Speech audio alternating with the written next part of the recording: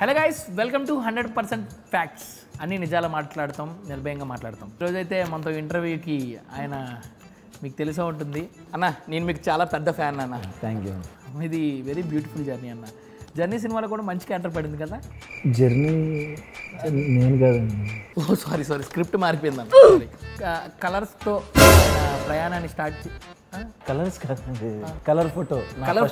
Sorry family మ్యాన్తో మరోసారి. ఏమండి family man కాదు, family man Hindi, family drama.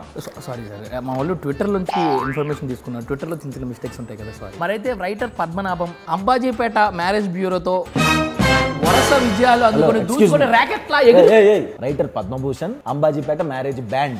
ఏంటి స్క్రిప్ట్ ఎవరు రాసింది? Writer Padmabhushan marriage band. Okay అన్న, ఇవన్నీ ఎందుకన్నా మీ గురించి తెలియని వాళ్ళు ఎవరున్నారన్న తెలుస్తుంది. ఇప్పుడు మరోసారి కొత్త కాన్సెప్ట్ తో జయ జానకి నాయక అనే సినిమాతో ముందుకు వస్తున్నారు.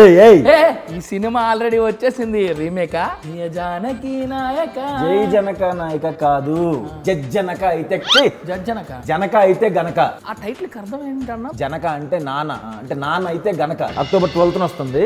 జడ్జినగర్ జనారే. సారీ అన్న, సారీ మీరే చెప్పండి. జనక అయితే గనక అక్టోబర్ 12న రిలీజ్ అవుతుంది. జనక అయితే గనక దయచేసి చూడండి, ఎంజాయ్ చేయండి.